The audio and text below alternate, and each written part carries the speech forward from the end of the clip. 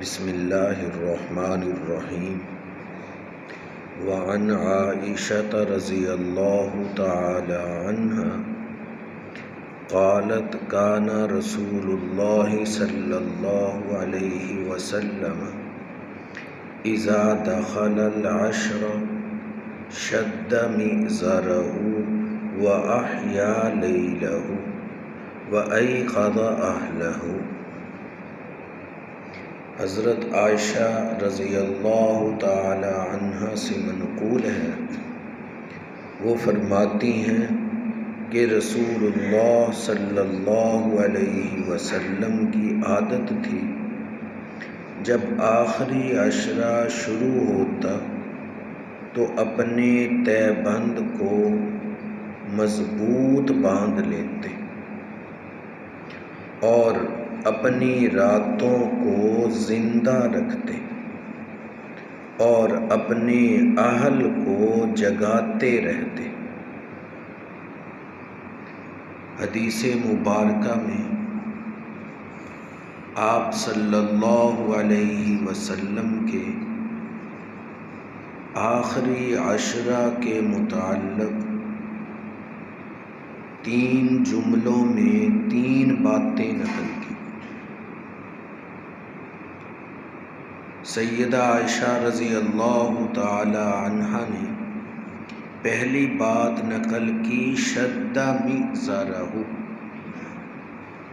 کہ اپنی تہبند کو مضبوط باندھ لیتے۔ یہ عرب کے محاورہ پر کہا۔ عرب کا محاورہ تھا کہ جب کسی کام کے لیے اپنے آپ کو پورے طور پر تیار کر لیتے اور اس میں سب کچھ لگا دیتے تو کہتے تھے اس کو شد مئزر،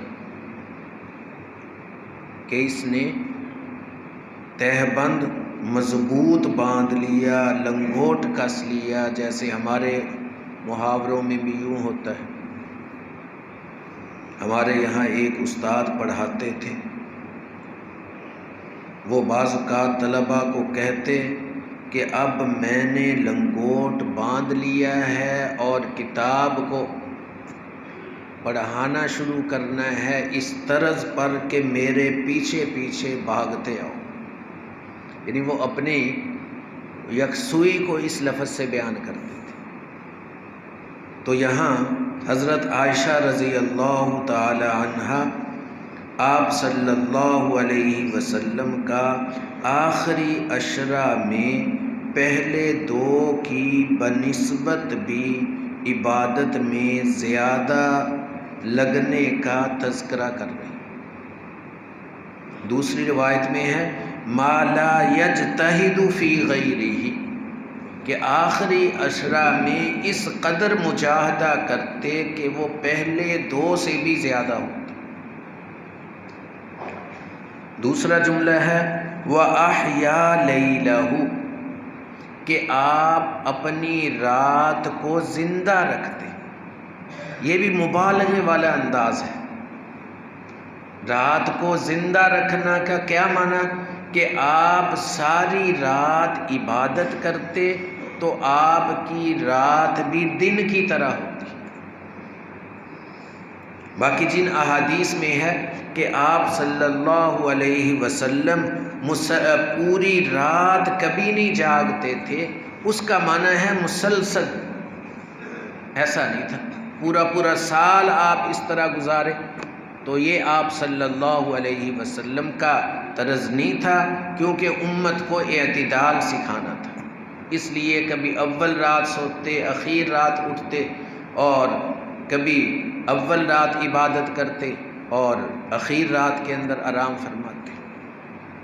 تو احیا لیلہ کا یہ معنی ہے کہ آپ رات کو عبادت زیادہ کرتے۔ وَأَيْقَظَ أَهْلَهُ، اور اپنے گھر والوں کو بیدار رکھتے۔ بیوی ہیں ان کو بھی کہتے کہ عبادت کر لو، بیٹی ہے اس کو بھی کہتے کہ عبادت کر لو، کوئی باندیے، کوئی ملازمہ ہیں، گھر کے اور جو افراد ہیں ان کو بھی آپ صلی اللہ علیہ وسلم عبادت کی ترغیب دیتے۔ تو ہمارے ذمہ یہ بھی ہے کہ اپنے اپنے گھروں میں جب رات کو ہم عبادت کریں تو اپنے بیٹوں کو، اپنی بیٹیوں کو اور اپنی بیوی کو اور بچوں کو بھی ترغیب دیں کہ رات میں کچھ نہ کچھ عبادت کر لیں۔ آپ صلی اللہ علیہ وسلم سے سیدہ عائشہ رضی اللہ تعالی عنہا نے پوچھا کہ ہمیں آپ رات کی عبادت کی ترغیب دیتے ہیں اور یہ فرماتے ہیں کہ لیلۃ القدر کو ان 10 دنوں میں خاص طور پر ان میں طاق رات میں تلاش کرو۔ جیسے ابھی جو رات آ رہی ہے یہ دوسری طاق رات ہے۔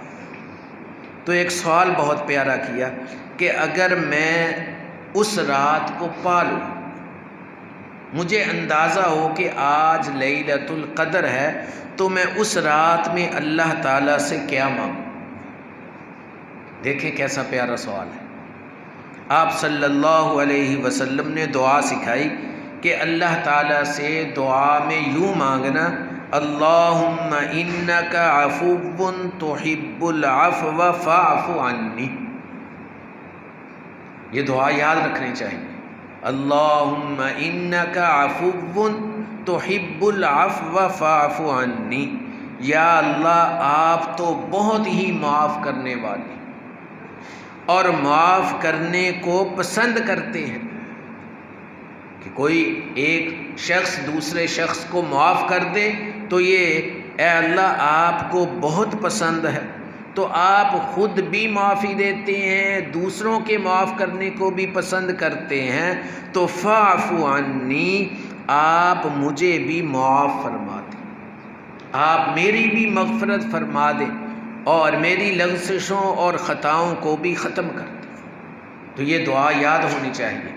بعض علماء نے تو یہ لکھا ہے کہ لیلۃ القدر میں مغرب کی نماز سے لے کر صبح صادق تک یہی دعا بار بار پڑھتا رہے، لیکن بہت سارے علماء نے لکھا ہے کہ یہ دعا بھی کثرت سے پڑھے، اس کے ساتھ اور عبادات بھی کرے۔ تو اس دعا کے پڑھنے کا اہتمام اور طاق رات جو آ رہی ہے اس طاق رات میں عبادت کا اہتمام اور آگے والے دنوں میں عبادت کا بنسبت پہلے کے زیادہ اہتمام کرنا یہ ہمارے ذمہ ہے۔ حق تعالی شانہ حدیث مبارکہ کا صحیح مفہوم سمجھنے کی توفیق عطا فرمائے۔ الحمدللہ رب العالمین۔ یا اللہ یا ارحم الراحمین، تمام بیماروں کو شفا عطا فرما دے۔ یا اللہ وبائی مرض کو ختم فرما دیجیے۔ یا اللہ وبائی مرض کو ختم فرما دیجیے۔ یا اللہ اس کا خوف اور ڈر ہماری طبیعتوں سے ختم فرما دیجیے۔ یا اللہ ہمیں توکل نصیب فرمائیے۔